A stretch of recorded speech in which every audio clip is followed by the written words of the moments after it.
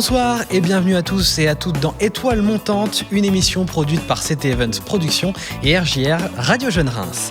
Étoile Montante, c'est l'émission qui met en avant des artistes inspirants, leur parcours et leur histoire. Vous pouvez suivre cette émission en intégralité et en direct tous les premiers mercredis du mois sur Twitch, TikTok et Facebook. Et bienvenue également à ceux qui nous écoutent en format podcast sur RJR ou qui nous regardent sur YouTube. Aujourd'hui, j'ai le plaisir de recevoir Silda, une artiste rémoise au cœur grand comme la voix. Salut Silda. Salut, merci de m'accueillir, je suis très heureuse. On est vraiment heureux de t'accueillir ici dans cette émission pour découvrir un petit peu ton parcours, ton histoire. J'espère que tu te sens comme à la maison. Là, il y a plein de caméras, je sais que tu es habitué aux caméras, on en reparlera un petit peu plus tard dans cette émission. Mais ça va, tu te sens bien ? Je me sens bien, c'est très confortable. On est bien. Je suis bien. Ouais, tu me disais avant l'émission que justement tu étais bien installé. Essaye de pas t'endormir. Reste avec nous pour cette émission. Alors, je vais te rappeler un petit peu le principe de cette émission et l'expliquer un petit peu aussi aux viewers qui suivent cette émission, aux auditeurs qui nous écoutent. Alors, cette émission, c'est une émission qui va se faire en deux parties. La première partie, donc c'est l'échange, c'est un petit peu l'interview, c'est là qu'on va revenir sur ton histoire, ton parcours. Ensuite, tu vas nous proposer une live session, donc tu vas chanter plusieurs morceaux, 4 titres au total, 3 compositions et une réinterprétation. Ça se passera donc un petit peu plus tard dans cette émission et la partie interview divisée en 3 parties. Une première partie, on va revenir un petit peu sur ton enfance, le début de la création de Silda, de l'artiste Silda. On reviendra ensuite sur ta DA, ta direction artistique, tes compositions, un petit peu comment tu construis ta musique, et puis on terminera par les représentations et les scènes que tu as pu faire et que tu feras. Donc voilà. Et je vous propose dès maintenant, je te propose Silda de passer à la première partie, l'histoire derrière la voix.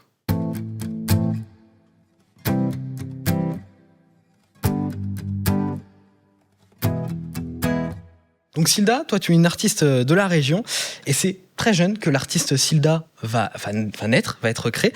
Est-ce que tu peux nous expliquer un petit peu à quel âge tu as commencé à chanter et qu'est-ce qui t'a donné envie de chanter ?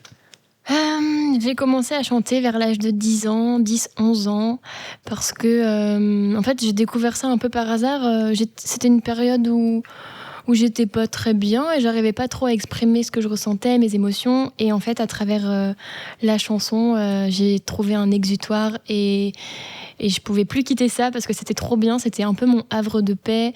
Et en fait, c'était un secret. C'était mon secret. Je ne voulais pas en parler autour de moi. Je voulais pas que ça se sache parce que j'avais peur d'être jugée. Et puis, je pense que inconsciemment, déjà, j'avais ce rêve de vouloir faire de la musique. Et j'avais déjà compris qu'on pouvait briser ce rêve-là que j'avais. Et j'étais pas du tout assez solide pour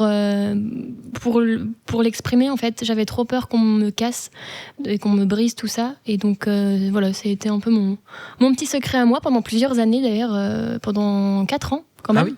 Pendant 4 ans, vraiment, tu chantais. Tu écrivais aussi à cette période-là ? Alors, j'écrivais pas de chansons à ce moment-là. J'étais vraiment en train de chanter. J'ai découvert Balavoine. Ouais. Et tous les cris, les SOS, d'ailleurs. Et c'est une chanson que, quand je la chante aujourd'hui, j'ai beaucoup d'émotions qui remontent. Et voilà, Balavoine, ça a été vraiment la première révélation pour moi parce que j'ai découvert un artiste hyper engagé. Et je me suis dit, waouh, c'est génial, il transmet des vrais messages qui peuvent amener à une réflexion. Et je me suis dit, ouais, je rêverais de faire des chansons comme lui. Et c'est peut-être comme ça, ensuite, que j'ai commencé à écrire aussi mes premiers textes vers 13 ans. C'était pas terrible, hein. Je me souviens même plus, mais voilà. Et puis après, j'ai découvert Chérif Alouna. Ça a été encore une grande révélation. Parce que c'était une jeune femme à l'époque. Elle était très jeune quand elle a commencé. Elle avait 16-18 ans et elle rêvait beaucoup. Elle parlait de rêve justement dans ses chansons de musique et ça m'a beaucoup parlé. Donc je me revois encore en train de faire du roller dans le jardin avec le casque à fond. C'était un Walkman à l'époque et j'ai connu ça et c'était trop bien. Et puis après j'ai grandi. Quand j'ai eu 14 ans, j'ai commencé le piano. Ouais. Et c'est vraiment là que j'ai commencé à écrire mes chansons. Parce que je pouvais m'accompagner et créer en même temps la musique et la mélodie et les paroles. Et c'était trop bien. Vraiment un ensemble que tu pouvais créer. Alors tu nous dis qu'au bout de 4 ans, c'est ça, tu as commencé à partager cette musique. Il y a eu un déclic, il y a eu quelque chose qui t'a donné cette envie. Ça a été dur. J'étais très très frustrée. J'avais beaucoup de colère en moi et de tristesse parce que c'était vraiment impossible pour moi de chanter devant quelqu'un. J'avais un vrai blocage. Et ce qui s'est passé, c'est que quand j'ai eu 14 ans, j'ai demandé à ma mère, à mes parents, de poster une vidéo sur Facebook. J'avais créé ma petite page et tout. Et ils n'étaient pas d'accord parce qu'ils avaient peur, évidemment. Enfin, je suis leur enfant, ça peut faire peur, quoi, en fonction des retours qu'on peut avoir sur les réseaux. Et puis un jour, je leur demandais tous les jours. Et ils en ont eu marre. Et ma mère m'a dit « Tu me saoules, poste ta vidéo ». Alors je l'ai regardée, j'ai fait « Quoi ?» Du coup, j'ai couru dans ma chambre, j'ai allumé mon ordi, j'ai posté cette vidéo. Et en fait, ce qui s'est passé, c'est qu'une semaine après, j'avais un message de Télétoon, la chaîne à l'époque. Et en fait, cette chaîne m'invitait à venir chanter à Paris sur un plateau télé. Génial. Et j'avais jamais chanté devant quelqu'un, vraiment jamais. Donc moi, toute contente, je descends, je dis ça à mes parents et ils me disent « Ben non, on va pas t'emmener, tu veux même pas chanter devant nous. Qu'est-ce que tu vas aller chanter à la télé, c'est pas possible. » Et il y avait de la route et tout, enfin... Et je leur ai dit « S'il vous plaît, s'il vous plaît ». Et ils ont fini par céder. Et je suis arrivée sur ce plateau, il y avait 3 énormes caméras, il y avait tout un staff, enfin voilà, il y avait beaucoup de monde. Et ils étaient dans ce petit coin là-bas, là. Je les revois encore, et je me suis mise à chanter. Et j'ai vu dans leurs yeux un truc de ouf. Je ne saurais pas l'exprimer, l'expliquer, mais je me suis dit à ce moment-là, waouh, je vais continuer de faire ça parce que en plus ça me fait du bien et en plus je brille dans les yeux de mes parents. Et je sais pas, je suis émue, tu vois, de le dire et voilà. Génial, de la fierté certainement dans les yeux de tes parents. Je pense. Parce que pareil, tu chantais pas forcément devant eux non plus. Non, en fait, ils m'avaient jamais vraiment entendu. Jamais vraiment. Non, c'est un truc que j'arrivais pas en fait. Et ce déclic, il a eu lieu ce jour-là. On est rentré à la maison ensuite et je leur ai dit je veux faire ça tout le temps. Et c'est ce que j'ai fait les semaines qui m'ont suivi. J'ai fait plein de petites scènes jusqu'à mes 18 ans, de mes 14 à mes 18. J'ai fait toutes les scènes que je pouvais faire, les assos, l'école de musique, les mariages, j'ai tout fait. Tout ce que tu pouvais faire. Et c'était trop bien. J'ai eu beaucoup d'expérience à ce moment-là aussi. Et ouais, c'était chouette. Magnifique. Ça m'a forgé quand même. On sent qu'il y a quand même un attachement, il y a quelque chose de fort dans la famille, c'est quelque chose d'important pour toi, la famille. Bah oui, surtout mes parents en fait, c'est quand même les 2 personnes qui ont cru en moi depuis toujours, enfin qui ont commencé à croire en moi à mes débuts. C'est eux qui m'ont payé mes premiers cours de chant, qui m'ont emmené sur les concours de chant à Lille, à je ne sais où, à faire les trajets en voiture. Ils ont mis beaucoup d'énergie, ils en mettent encore beaucoup d'énergie, de temps, d'argent. Et ouais, c'est une force de fou. Je sais qu'il y a beaucoup d'artistes qui n'ont pas cette chance d'avoir un soutien comme ça de leur famille. Et je suis très reconnaissante, très chanceuse. Et d'ailleurs, je m'appelle Silda parce que c'est pas mon vrai prénom, mais c'est un mélange en fait des 2 prénoms de mes parents et c'était hyper important pour moi, pour leur dire merci pour tout ça, pour la reconnaissance et parce que j'avais besoin d'avoir un nom que je pourrais jamais regretter et qui me rendrait toujours fière. Et voilà. T'as emporté avec toi un instrument très très atypique. Tu peux nous en parler un peu plus, nous expliquer un peu comment ça fonctionne et nous parler simplement de cet instrument ? Oui. Alors, c'est un peu mon porte-bonheur maintenant, je l'appelle comme ça. C'est un kalimba. Ouais, très bien. C'est un instrument qui vient d'Afrique. Et donc, c'est un instrument en bois.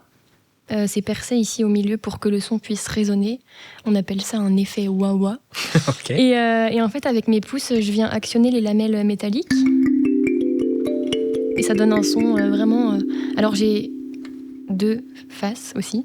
Grossièrement, c'est un peu comme si ici, c'était les touches blanches de piano et puis là, les touches noires. Super. Ce qui va permettre de donner plus de possibilités dans l'harmonie, dans les accords, d'enrichir les chansons. Sinon, je serais vraiment limitée dans les tonalités. Oui, bien sûr. Et voilà, et c'est très intimiste, très doux. Et je l'aime beaucoup et j'en mets dans mes chansons. Sur scène, il est tout le temps avec moi. Il t'accompagne partout, c'est ton porte-bonheur. Oui, c'est ça, exactement. Pour tous ceux qui écoutent ce live en format podcast, je vous invite vraiment à aller sur les réseaux sociaux de Silda pour voir cet instrument parce qu'on ne se l'imagine pas forcément comme ça. C'est tout petit en fait. Le kalimba, c'est très petit et ça t'accompagne partout. En plus, il y a même ta signature, ton nom c'est vrai. au dos de ce kalimba. Ça. C'est un peu comme une Game Boy en fait, enfin la taille. Mais il y a certaines personnes pensent que c'est une Game Boy des fois. C'est quoi ce truc truc de Game Boy. Voilà. Pourquoi pas. Chacun c'est un Game Boy finalement. Exactement. Et bien moi c'est celle-ci, c'est un petit peu elle la est tienne. super. Donc c'est pas avec cet instrument-là que tu as commencé à jouer de la musique? Non, il est arrivé sur le tard. Ah ouais? Je l'ai découvert en 2020. Ok. Donc j'avais 21 ans. Okay. Par hasard en fait, pendant le confinement. C'est un moment où du coup j'ai décidé d'aller travailler à l'usine. Donc j'ai fait ça pendant 1 an parce que j'étais revenue chez mes parents et j'avais besoin de m'occuper et je me suis dit autant aller travailler pour avoir de l'argent économisé pour après faire mes chansons, mes clips, parce que ça coûte cher de faire de la musique. Et en fait, je regardais quand même en parallèle beaucoup de vidéos de musiciennes sur les réseaux. Et un jour, je vois une pub avec cet instrument et je me dis, mais qu'est-ce que c'est que ce truc? Donc je clique, je vais écouter, je me dis, ah, c'est trop bien. Et j'en commande un. Vraiment par hasard, comme ça. Et en fait, naturellement, je commence à comprendre que je peux faire des accords. Et je me dis, je vais poster une vidéo sur mes réseaux. Je postais déjà des vidéos, des covers. Et j'avais déjà une petite communauté. Et en fait, je poste ça en story en me disant, je veux juste avoir leur avis, leur retour. Est-ce que ça leur plaît? Est-ce que je continue? Non, oui. Et en fait, ça a vachement plu. Et le lendemain matin, quand je me suis réveillée, j'avais un message de Julien Doré. J'avais repris sa chanson, en fait, Nous, qui passait beaucoup à la radio et en télé à ce moment-là. Et il m'écrit et il me dit, j'aimerais trop faire un duo avec toi, virtuel. Moi, j'ai mis 10 minutes à émerger parce que je me réveillais et je comprenais pas si c'était le vrai ou une blague. Enfin, voilà. Et en fait, je lui envoie la version parce qu'il me demande une version entière de la reprise pour pouvoir poser sa voix. Je lui envoie et puis après j'ai plus de nouvelles pendant 1 mois et demi, donc j'oublie, je me dis bon peut-être il est occupé, normal. Et puis un jour je reçois un message comme ça, un mail de Julien Doré et il me dit hello, j'ai fait le montage, je poste la vidéo ce soir, si tu es d'accord, désolé, j'ai un peu disparu pendant 1 mois. Et en fait, c'est parti comme ça. Et là, ça a un peu pété sur les réseaux. On a fait je ne sais plus combien de millions de vues, mais beaucoup. Et donc, après, il me dit, je suis en train de faire un album. J'aimerais bien le mettre dessus, le featuring, le duo. Évidemment, j'accepte. Et puis ensuite, il m'emmène en 2022. Donc 2020, confinement. 2021, album. 2022, tournée de Julien Doré. Ah ouais. Et là, il me propose quelques premières parties pour ouvrir pour lui dans des zéniths avec mes chansons toute seule. C'était incroyable. Ça va très très vite. Ouais, là c'était fou. C'est un rêve un petit peu peut-être. Ouais. Je me souviens vraiment, j'ai fait une carte mentale. C'était très, très particulier et très intense. Magnifique. Ouais. On en reparlera tout à l'heure. Et nous, justement, c'est l'un des sons que tu vas interpréter tout à l'heure, en fin d'émission. Oui. Super. Je pense qu'on a fait un petit peu le tour de cette page sur l'enfance. On a encore énormément de choses à apprendre sur toi, c'est sûr. Je te propose pour ça de jouer un petit jeu. Ça s'appelle le jeu du un mot, une histoire. Alors, c'est pas le jeu le plus simple qui soit, mais je peux te l'expliquer assez simplement au niveau des règles. En fait, je vais te donner un mot, et toi, avec ce mot, tu vas essayer de me donner la première réponse qui te vient à l'esprit. Ça peut être un autre mot, ça peut être une phrase, et on va essayer de comprendre pourquoi c'est ça qui te vient en premier à l'esprit. Là, un mot, une phrase. T'es presque dans le divan, on est presque prêt pour la séance de psy, là. C'est ça. Alors, on va partir dès maintenant avec le premier mot, lumière. Oh, la scène, hein. La scène, pense. ok. Ouais, Parce que c'est l'endroit où je me sens le mieux au monde. Non, c'est vrai, c'est peut-être un peu cliché, mais c'est vrai, j'ai l'impression que je suis invincible. Et surtout, je me sens vraiment à ma place. Je suis quelqu'un, je doute beaucoup, et sur scène, je doute pas. Enfin, sans prétention, mais juste, je me sens bien, en fait. Ouais, t'es là, t'es à ta place. Tu te sens à ta place. Et je me sens, je peux dire, enfin, je sais pas l'expliquer, mais je me sens bien. C'est le principal. Racine. La famille. La famille. Ouais, la famille, de par le nom de Silda, l'histoire de mes parents. Et puis j'ai 2 grands frères aussi, que j'aime de tout mon cœur. Et ouais, chez nous, la famille, c'est vraiment, vraiment précieux, vraiment important. Ouais. Magnifique. Histoire. Histoire, je dirais, très long et sinueux.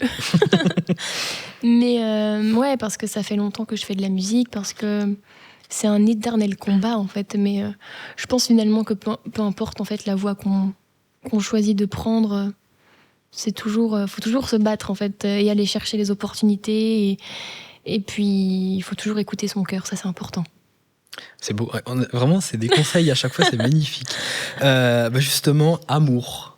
Amour, je dirais que c'est moi. Parce que je fais tout, je fais avec mon cœur, j'aime les gens à fond. Il n'y a pas de juste milieu. Je vais être très investie, très attentive, très à l'écoute. Et puis, mes chansons, elles parlent beaucoup d'amour. Donc, c'est moi. Très bonne réponse.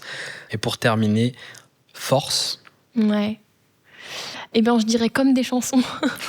C'est un single que j'ai sorti et qui raconte justement toute ma force et ma persévérance dans la musique. En fait, je crois que ma vie, même j'en suis sûre, elle tourne vraiment autour de ça depuis que j'ai 10 ans. Ça m'a jamais quittée et c'est l'objectif de ma vie, quoi. Donc je pense qu'il faut beaucoup de force pour tenir longtemps et je vais tenir encore longtemps. On l'espère pour parce toi, que j'ai un super public maintenant qui commence vraiment à me connaître et je pense à Manon tout à l'heure qui a posé une question. J'imagine que c'est cette Manon que je connais, et il y a Salomé aussi qui doit sûrement regarder le live. C'est des personnes qui me suivent vraiment sur toutes les dates. C'est fou l'amour aussi qu'elles me rendent. Donc je ne vais pas m'arrêter. Tu vois, on en apprend un petit peu plus encore. Avec ce petit jeu, je te propose dès maintenant de passer à la deuxième partie, le focus.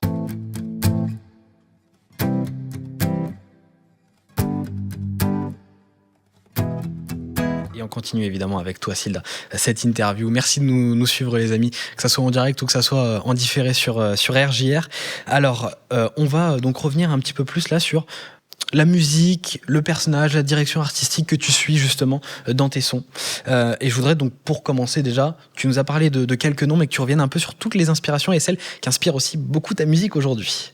Ouais, alors il y a eu Balavoine, le tout premier.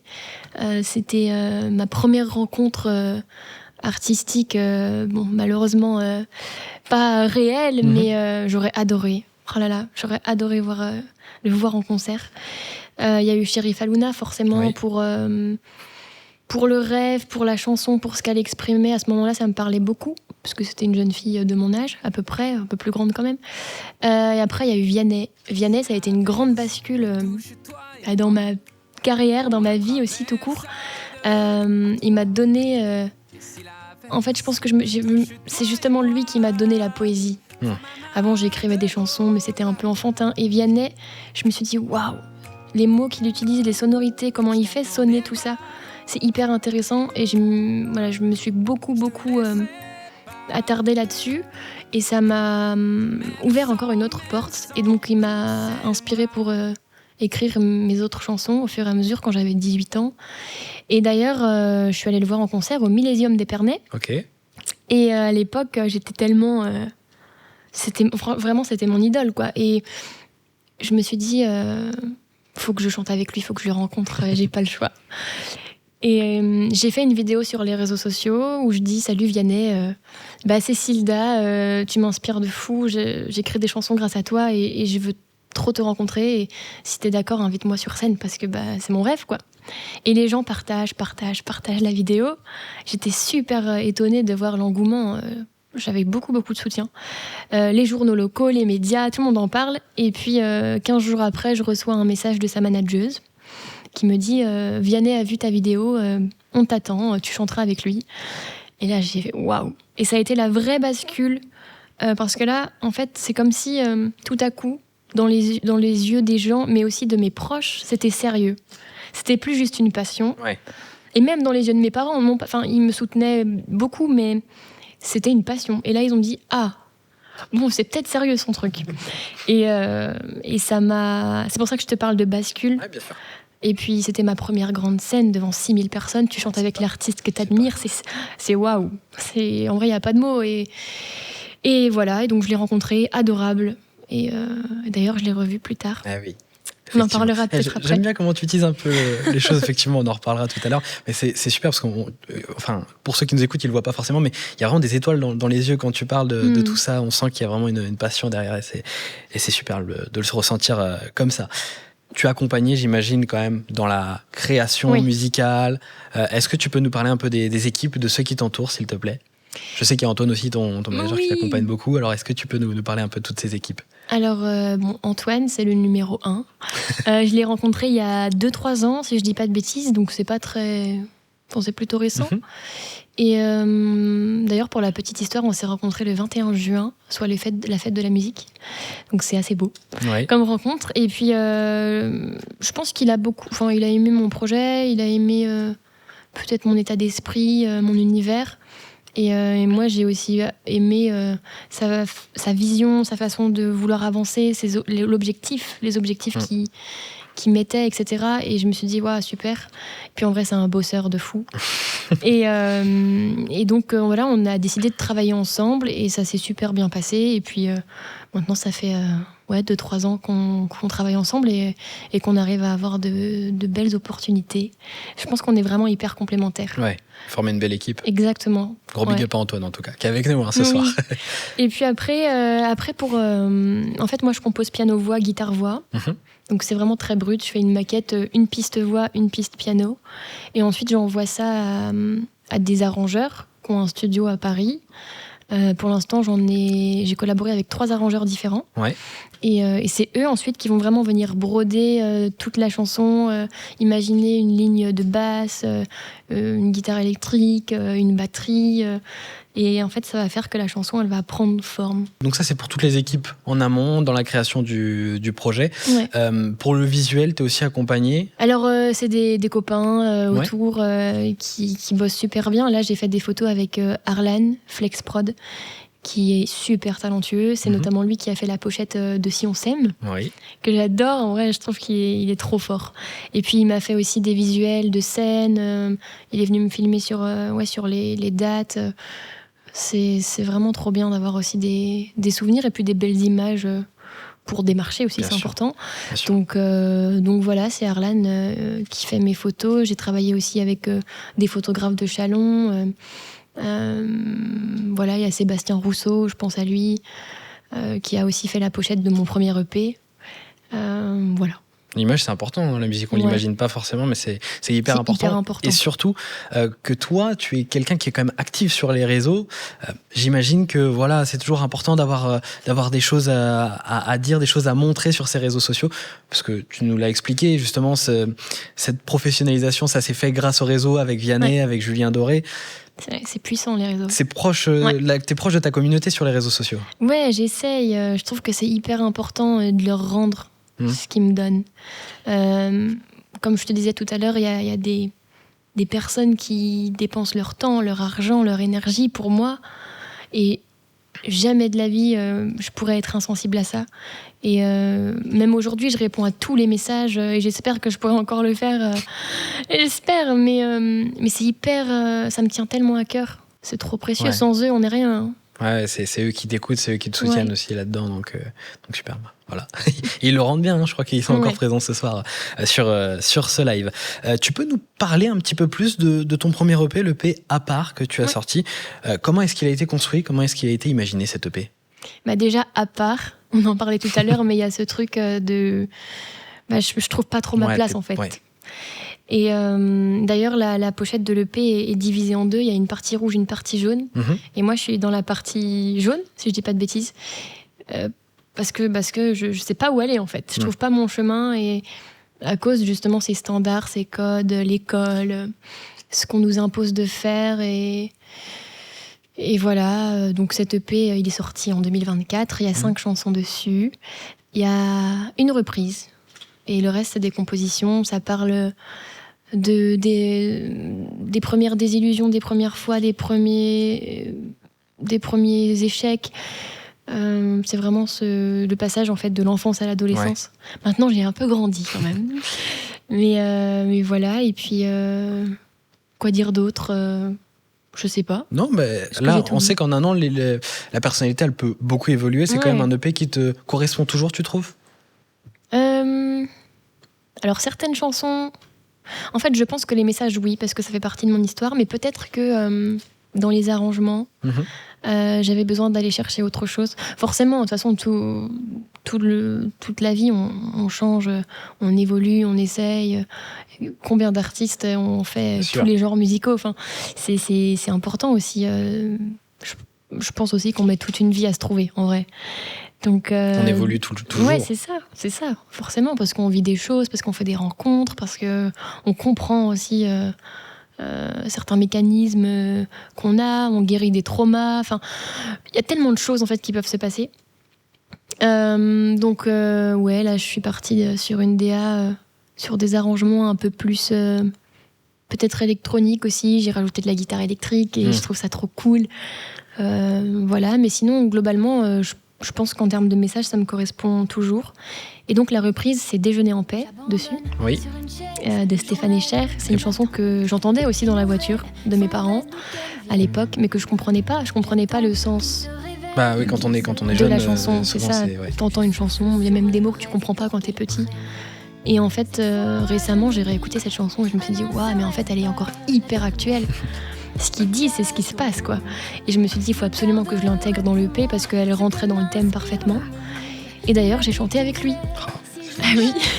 En 2024, à la foire au vin de Colmar, j'ai fait sa première partie. Il a écouté ma première partie. Et quand je suis descendue de scène, il m'a dit, bon, tu viens chanter avec moi Déjeuner en paix? Et je lui ai dit oui, d'accord. On n'avait rien répété, je ne savais pas du tout. Et total impro, c'était génial. Ouais. Magnifique. Ouais. On reviendra un peu plus précisément sur cette partie-là. Parce que franchement, là, depuis tout à l'heure, il y a plein de scènes, plein de choses. C'est hyper complet, hyper intéressant. Ça fait 15 ans. C'est génial, d'échanger avec toi là-dessus. Donc, justement, pour en revenir un peu à ces arrangements, à cette nouveauté, à cette fraîcheur que tu veux peut-être apporter sur certains sons, on a l'exemple parfait avec la réédition d'un son que tu viens de sortir il y a quelques jours. Oui. Si on s'aime, qui est retrouvé évidemment sur RJR dès maintenant. Oui, mais c'est vrai, merci beaucoup. Ça te correspond plus. Les arrangements maintenant te correspondent plus. Pourquoi l'avoir fait évoluer ? Je l'ai fait évoluer parce que j'avais le besoin, parce que j'avais envie d'essayer d'autres choses aussi, parce que j'ai fait une émission de télé il n'y a pas longtemps et j'ai osé quelque chose que j'avais jamais fait, c'est-à-dire ajouter de la guitare électrique. Et je me suis dit, il faut sortir une version avec de la guitare électrique. Et puis, parce que je crois beaucoup en cette chanson, elle me parle.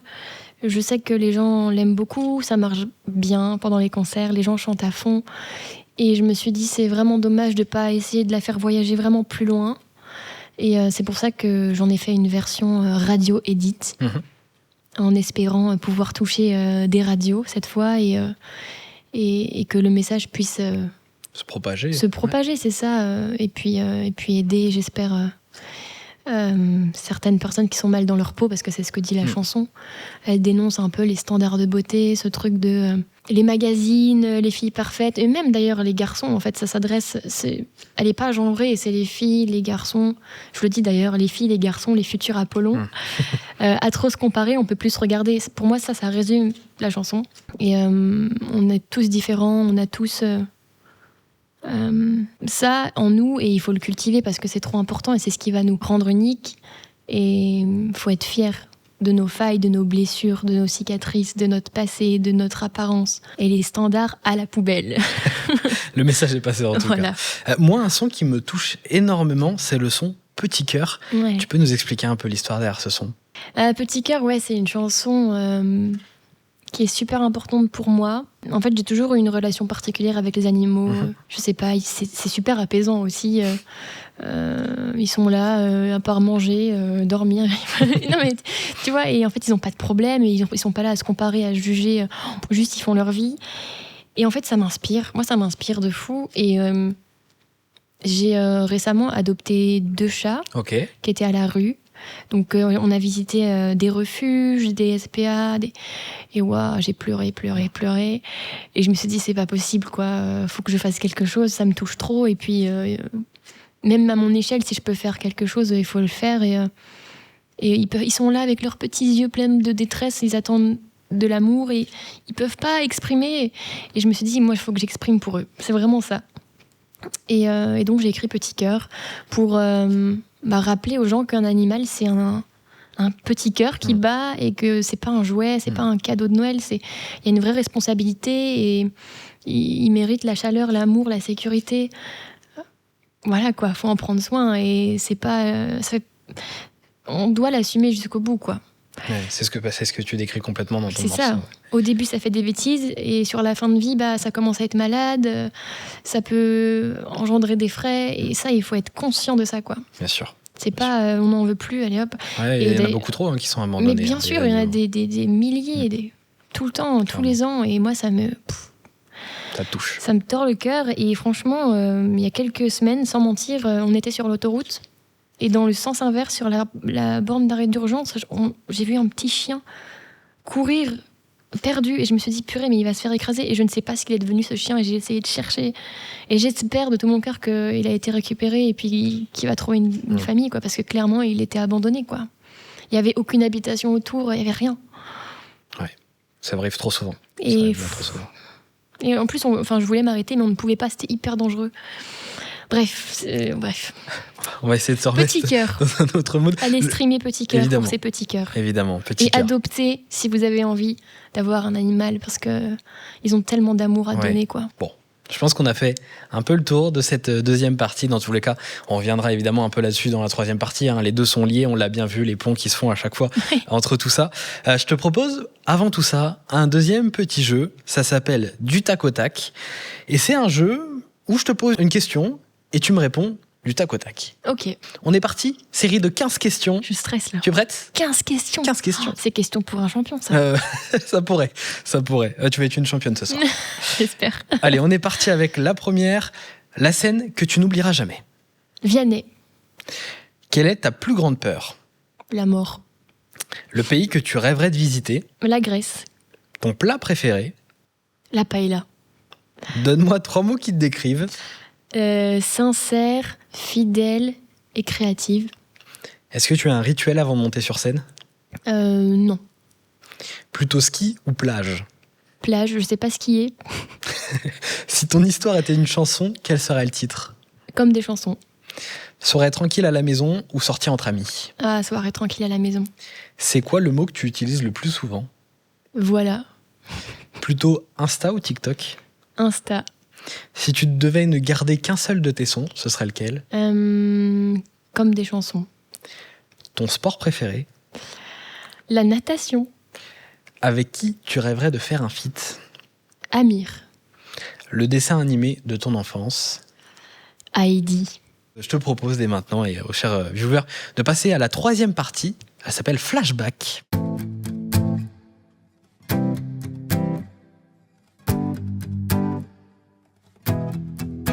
Tu vises quelle scène ou quel festival dans les prochaines années ? J'adorerais faire un Olympia. Alors rêve, c'est un peu ambitieux, mais en première partie, c'est possible, mais c'est très compliqué. Mais en tout cas, l'Olympia, c'est une salle qui me fait rêver, de par son histoire, de par tellement de choses, l'acoustique, les lettres rouges, il y a trop de trucs symboliques. Il y a un rêve derrière tout ça, l'Olympia. Mais on l'espère pour toi. Merci. Première partie, même concert complet. On viendra te voir. Merci. Dans tous les cas. Qu'est-ce que tu ressens avant de monter sur scène ? Tu nous as dit que tu n'avais pas de rituel. Non. Alors qu'est-ce que tu ressens ? Je suis je me concentre. Moi, je suis quelqu'un, j'ai besoin de... C'est un peu contradictoire parce que sur scène, j'improvise un peu, mais en même temps, j'ai besoin de me répéter l'ordre de mes chansons, le fil conducteur, le fil rouge, auquel à l'intro, il faut pas que j'oublie de dire ça. Là. Et en fait, ça se voit pas du tout parce que je dis jamais la même chose, mais l'idée est toujours là. Donc j'essaye vraiment de me concentrer là-dessus. C'est ça qui me stresse le plus en réalité. C'est même pas d'aller chanter, c'est vraiment... Ok. En fait, souvent, je fais des premières parties. Donc, t'as un temps à respecter. Et bien souvent, je me dis, ok, il faut que je respecte mon temps. Pas 1 minute de plus, sinon on va me taper sur les doigts. Parce qu'il faut dégager le plateau, etc. Et c'est plus ça, en fait. Je suis plus stressée et concentrée par ce qu'il y a autour. Ok. Mais j'ai trop hâte. Enfin, j'ai de l'amour, de la reconnaissance. J'ai de l'envie, j'ai de l'énergie. Voilà. Tu nous parlais du coup des premières parties. T'en as fait énormément. J'ai par exemple... noter quelques-unes, je suis désolé si j'en oublie, mais voilà, Mika, Slimane, Amir, Marianne James, Christophe Mahé, M, Gustine ou encore Stéphane Echer, tu nous en parlais tout à l'heure. Tu adaptes tes premières parties à l'artiste qui est avec toi. Est-ce que tu le co-construis parfois, ces premières parties ? Comment ça se passe ? En fait, ça dépend vraiment. Parfois, c'est moi qui suis directement en contact avec l'artiste et je lui demande. Oui, non. Et donc voilà, ça peut passer par moi. Parfois, c'est Antoine, mon manager, qui va essayer d'avoir une opportunité, qui va décrocher une date. Parfois, Julien Doré, il y a eu une rencontre, c'est lui qui m'a invité. C'est vraiment hyper différent à chaque fois. Mais en fait, moi j'adore le challenge. Et c'est ça que j'aime beaucoup dans les premières parties, c'est que même si l'artiste d'après, c'est pas du tout le même univers que toi, et bien souvent c'est le cas. Enfin, par exemple, là, je vais faire bientôt Gims, rien à voir. Bien sûr. Et j'adore. À chaque fois que je monte sur scène, j'ai un objectif, c'est d'aller chercher les gens, de les faire chanter et qu'ils passent un super moment, quoi. Qui dansent avec toi. Et c'est mon seul objectif, vraiment. Donc que ce soit Pierre, Paul ou Jacques, la première partie, peu importe en fait. Il faut que je donne tout. Il faut que j'arrive à les capter. À capter n'importe quel public, et c'est ton challenge, quoi. Vraiment. Ouais, exactement, vraiment. Faire danser, faire profiter les gens avec toi. Ok. J'aimerais qu'on parle de quand même une grande page dans ta carrière qui s'est passée en 2023. Tu nous as parlé de Vianney que tu avais rencontré donc sur une de ses premières parties, qui avait aimé, avec qui tu avais chanté justement à Épernay, c'est bien ça, au Millésium d'Épernay. Donc voilà, il y avait quand même déjà un lien. Ce lien il s'est reconfirmé en 2023 parce que tu allais faire The Voice. C'est l'un des jurys qui s'est retourné, ils sont 3 à s'être retournés. Qu'est-ce que tu ressens avant de monter sur scène ? Ah là là. Alors, si tu veux que je te parle de cette expérience précisément, j'étais tellement stressée. J'ai jamais été autant stressée de toute ma vie, je crois.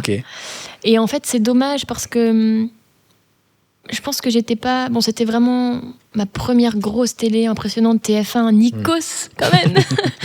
Et puis, le concept est assez difficile. Tu viens, tu chantes, t'es tout seul sur une scène et t'as des jurys qui décident oui ou non, je valide ou je valide pas en se retournant ou pas.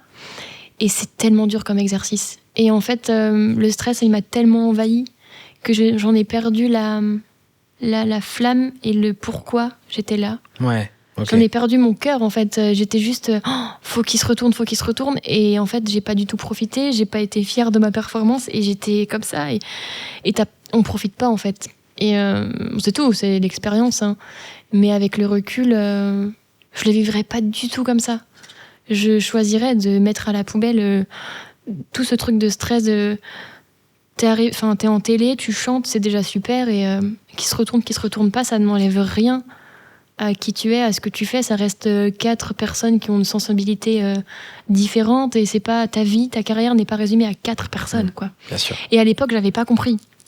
J'étais pas encore assez mature, je pense, là-dessus, et je me suis un peu perdue. Donc très stressée, The Voice. Mais j'ai chanté avec Vianney. C'est ce que j'allais évoquer, justement. Ça t'a permis de redescendre un petit peu, de rechanter ce son-là avec Vianney. En fait, ce qui a été assez dur aussi, c'est que j'en ai 3 qui se sont retournés, Zazie, Amel Bent et Vianney, sur la dernière seconde de la chanson. J'ai eu le temps de voir tout dégringoler, je me voyais partir, quoi. Donc, les montagnes russes. Et là, il me reconnaît. Et en fait, j'avais coupé mes cheveux. Enfin, ça faisait 5 ans quand même. J'étais très jeune. Oui, c'était passé quand même énormément de temps. J'étais quand même passée de la petite fille à la jeune femme. Donc je me suis dit, est-ce qu'il va me reconnaître ? Et en fait, il me reconnaît. Et il me dit, c'est trop bien que tu sois là. Viens, on chante comme à la bonne époque une chanson. Est-ce que ça te dit et tout ? Tout ça, t'es pas du tout prévenu à l'avance que ça va se passer. Non. Et en fait, il a quelqu'un de la régie lui a apporté sa guitare. Il m'a dit, c'est quoi ta tonalité ? J'ai dit, c'est en do. Et du coup, il a fait OK, je te suis. Et puis là, c'était parti. Et il a repris la chanson que je venais juste de chanter. Un son d'Axel Red, c'est ça ? Guitare. Parce que c'est toi d'Axel Red. C'est une de ses chansons préférées, donc il était obligé de connaître. Donc il prend sa guitare, je prends mon kalimba, et là, il chante, j'harmonise. Enfin, c'est magnifique. Et c'est le moment, justement, où je n'étais plus stressée du tout. Donc je m'en souviens, j'ai vraiment profité. On était dans notre bulle, là, la petite bulle de... une parenthèse, un moment suspendu, et c'est le plus beau souvenir que j'ai de The Voice, vraiment. Je suis trop heureuse de ça. Ça t'a permis quand même de pouvoir faire redescendre la pression. Ouais, aussi. Voilà, ce deuxième moment un petit peu plus... c'est peut-être plus intime aussi, finalement, parce que t'es en tête-à-tête avec quelqu'un, t'oublies peut-être les caméras qui sont autour de toi. Mais en fait, vraiment, c'est ça. J'avais l'impression de revivre aussi la bascule de quand j'avais 18 ans, et qui m'a ouvert tellement de porte. Et je pense qu'il y avait plein d'émotions mélangées entre le stress, me souvenir de l'époque d'avant, Vianney, que j'admire toujours, mais d'une autre façon. Mais, bien sûr. Mais voilà, aujourd'hui, je pense que ces influences l'influence Vianney, elle peut s'entendre aussi dans certains de mes titres. Ok. Tu as eu l'occasion à plusieurs reprises de performer sur des scènes de la région, par exemple la Foire de Châlons. Ouais. Est-ce que c'est important pour toi de jouer chez toi ? Oui, j'adore.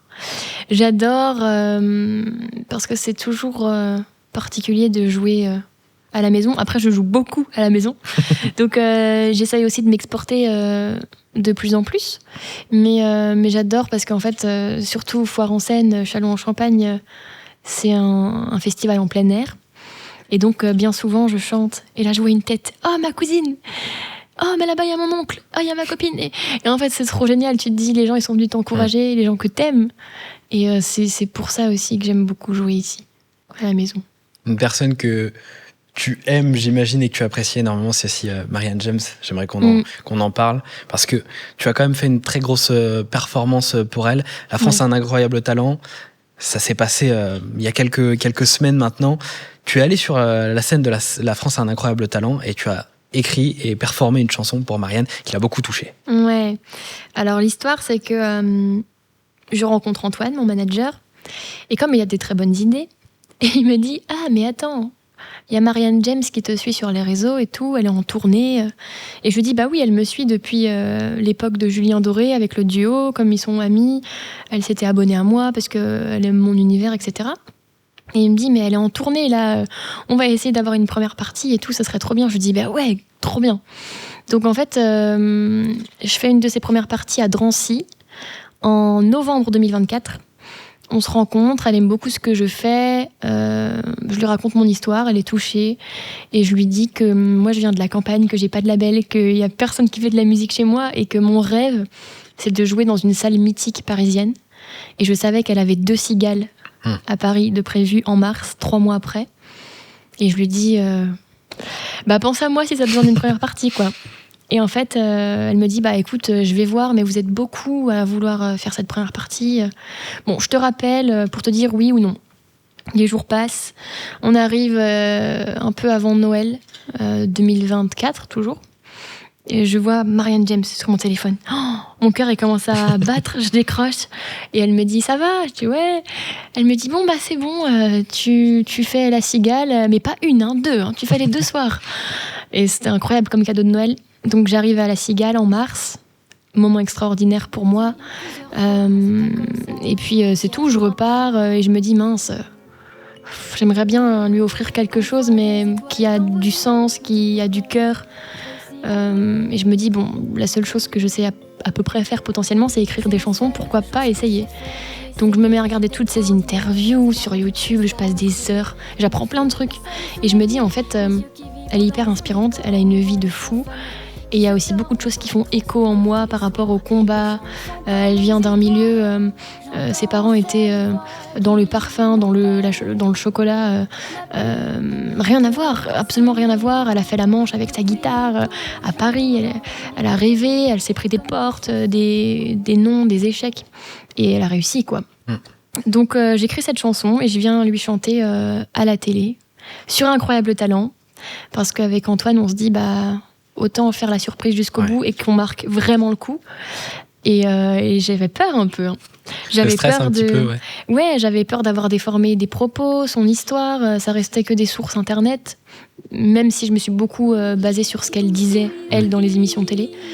Et en fait, elle m'a dit que j'avais visé hyper juste. Et j'étais trop contente. Donc je viens lui faire ce cadeau. Elle est en larmes. Et en fait, tout le monde se lève. Et en fait, le cadeau, pour elle, devient universel. Et ça, c'est trop chouette. Tout le monde a été touché. On l'a entendu dans le discours des juges juste après, Eric Antoine qui en parlait. Tout le monde avait les larmes aux yeux. Ça a vraiment touché tout le monde. C'est pas difficile d'écrire un son pour quelqu'un d'autre. Parce que, tu nous le disais, t'as l'habitude d'écrire des choses qui te sont personnelles. Là, t'écris l'histoire de quelqu'un d'autre. Alors, est-ce que c'est quelque chose qui a été difficile pour toi ?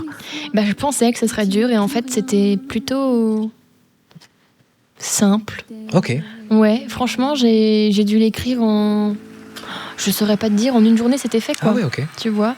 Et récemment, j'ai aussi écrit des petits extraits pour la petite Lola, l'histoire dramatique, pour les attentats. Et en fait, ça vient naturellement. Et j'aime beaucoup faire ça. Ça fait du bien aux gens. Et je me dis qu'au moins, je sers à quelque chose aussi. Donc, ouais, non, c'était plutôt simple, à ma grande surprise. Ok, passer des messages avec le cœur, ça a été plutôt quelque chose de naturel pour toi. Okay. En tout cas, retracer la vie de quelqu'un, ça va, parce que j'avais fait des petites notes par ordre chronologique. Après, j'essaye de trouver les rimes. C'est plus ça, en fait. La poésie derrière qui va c'est avec, ça. C'est plus ça qui prend du temps. Mais je sais pas, t'as des chansons, des fois, elles viennent toutes seules. D'un coup, d'un trait. Après, moi, je fonctionne comme ça aussi. J'ai besoin de beaucoup cogiter dans ma tête. Et une fois que c'est bien... les connexions se sont bien faites, j'écris très vite. Okay. Mais si j'ai pas réfléchi avant, parfois je rame quand même. Est-ce que tu peux nous parler des prochaines occasions où on peut te retrouver ? Ouais, il y en a plein. Tu nous as parlé de Gims ? Oui, alors... Ça se passe en décembre, 31 décembre ? Le 31 décembre. Ouais. On finit l'année en beauté. Ouais, effectivement. On commence la nouvelle année en beauté. Donc, c'est un honneur pour moi. Ce sera au Cube à Troyes. J'ai la chance aussi de faire la première partie de Alain Chamfort. Okay. Le 12 décembre à Sedan.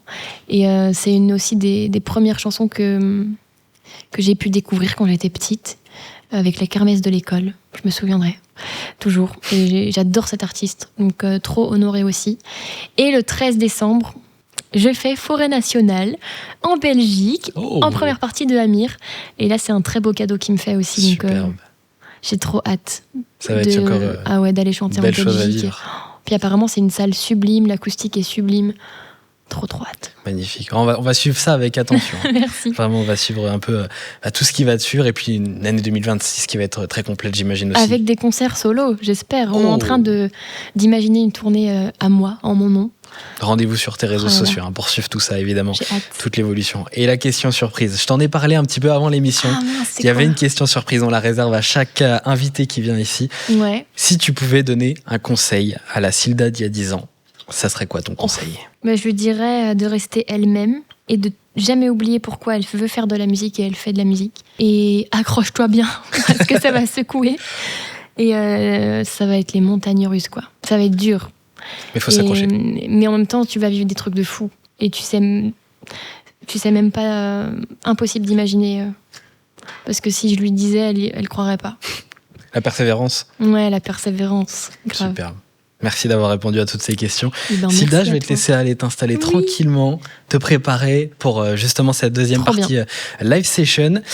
Avant tout ça, avant de retrouver Silda et le temps de te laisser t'installer tranquillement, je vais vous parler un petit peu des différents réseaux sociaux sur lesquels vous pouvez retrouver Silda et nous retrouver évidemment, puisque on va avoir le plaisir de vous diffuser des extraits des différents échanges qu'il y a eu jusqu'ici. Vous pouvez retrouver Étoile Montante sur Facebook, via RJ Radio Jeune Reims notamment, ou encore sur TikTok avec le TikTok d'Étoile Montante, sur Twitch également. Là, vous suivez ce live sur Twitch certainement. Et puis Instagram, c'est là aussi que vous pouvez retrouver des photos et des photos exclusives de nos artistes et de personnes que nous recevons. Et des extraits sont très bientôt à retrouver, les amis. Ça, c'est le petit teasing. Je vous le disais, des extraits à retrouver très bientôt dans les jours à venir sur Instagram, sur TikTok. On va pouvoir retrouver Silda et son univers. Silda, c'est à toi.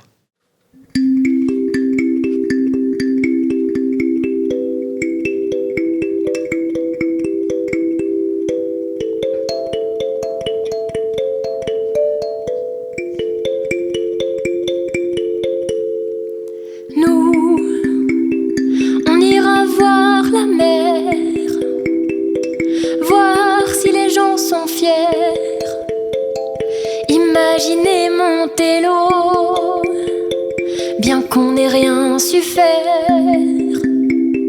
On n'a plus rien à perdre, un peu de ventre et d'ego, et quelques langues à défaire.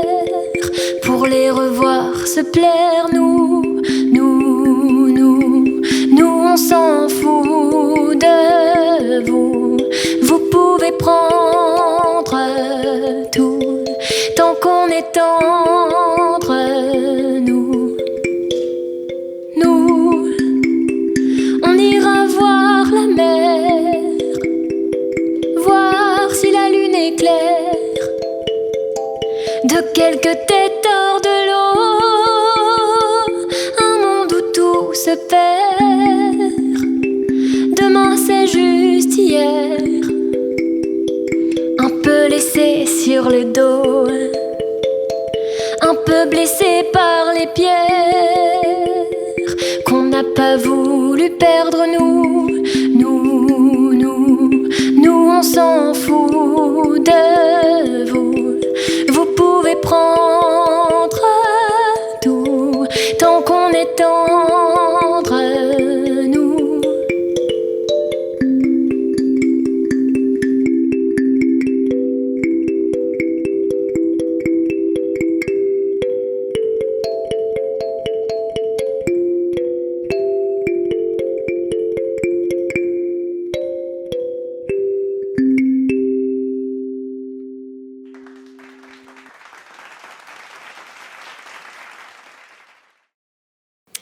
Alors, la chanson que je vais vous interpréter maintenant, elle s'appelle Petit cœur.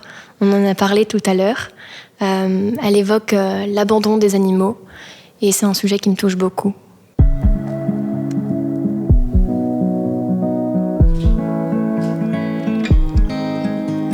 Un jour d'été brûlant, on t'a laissé ici, sous la lumière du soleil, sans un bruit. Ton collier sans prénom et l'odeur que tu traînes te rappellent ta maison et ta peine.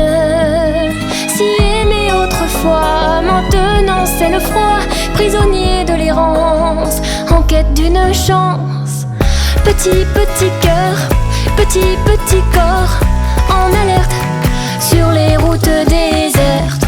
Petit cœur, petit corps, presque inerte sur les routes désertes.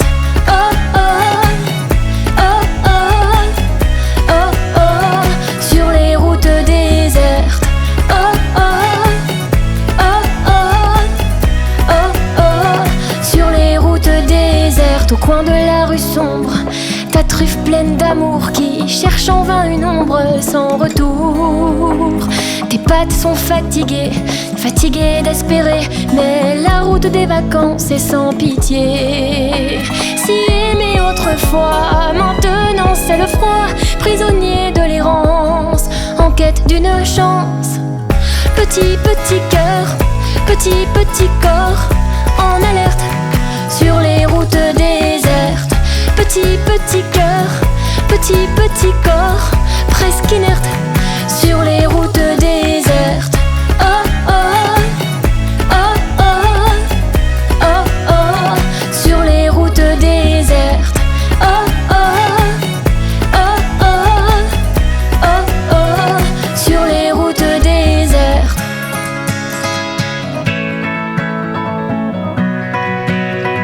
Sur les routes désertes.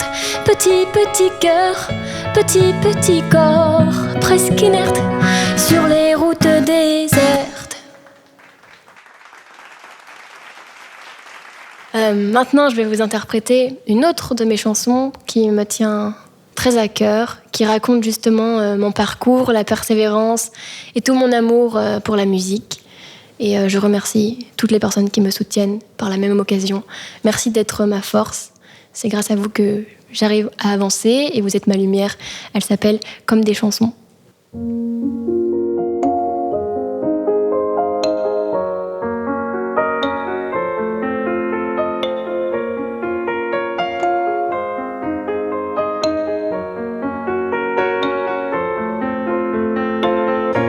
On m'a dit plusieurs fois, c'est pas comme ça, t'y arriveras pas. Mais quand je vois des étoiles dans vos yeux, je me dis pourtant que je réussis un peu. C'est la seule chose que je sais faire. J'ai essayé d'être ordinaire, ça m'a rendu triste à en crever. Il me faut la scène sous mes pieds, mes yeux qui vibrent dans un décor, mon ventre affamé qui se tord, ma voix qui transpire tous les soirs, mes chansons comme exutoires. J'entends cette voix qui m'appelle, ma plume devra saigner depuis toujours dans mes veines. Y a comme des chansons qui coulent et qui cognent. Oh, oh, oh, je me tairai pas. Y a comme des chansons qui coulent et qui cognent. Oh, oh, oh, je vis que pour ça. Y a comme des chansons qui coulent et qui cognent.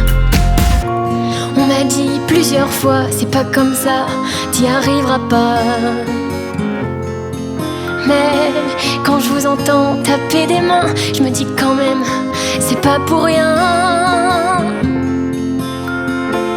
Sur mes 3 accords au piano, on m'a juré que je chantais faux. J'ai pris ma peine et bu mes larmes, j'ai pas voulu faire de drame. J'ai mis mon ego de côté pour voir ma cible et j'ai tiré. Parfois les flèches ont eu peur, mais j'ai la musique sur le cœur. J'entends cette voix qui m'appelle, ma plume devra saigner depuis toujours dans mes veines. Y a comme des chansons qui coulent et qui cognent. Oh, oh, oh, je me tairai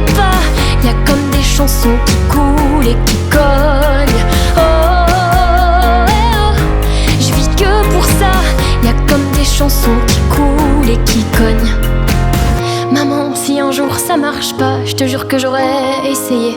Je te dirais merci pour tes bras.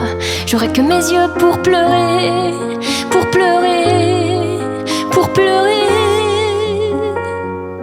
Mais j'aurais essayé. Merci beaucoup. Alors, ça va être la dernière chanson pour moi. C'est Si on s'aime, on l'évoquait tout à l'heure. Elle parle de tous ces standards auxquels on essaye de correspondre. Mais je crois que la plus grande force, c'est d'être soi-même, d'être unique et de chérir nos différences. Donc elle est pour tous ceux à qui ça fera du bien.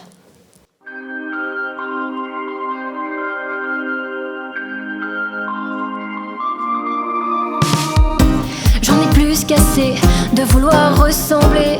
La mode nous afflige, les réseaux nous infligent. Jeunesse virtuelle, des filtres pour être heureux. Minceur éternelle, ça rend bien malheureux. Mais qu'est-ce qui va pas chez moi? Pourquoi je voudrais changer? Je perds confiance en moi. Mais qu'est-ce que j'aime pas chez moi?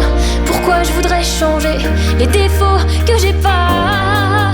Et si on s'aime, s'aime, s'aime, encore une heure ou deux. Et si on s'aime, s'aime, s'aime, pour une fois dans nos yeux. Et si on s'aime, s'aime, s'aime, encore une heure ou deux. Et si on s'aime, et si on s'aime, oh, c'est précieux.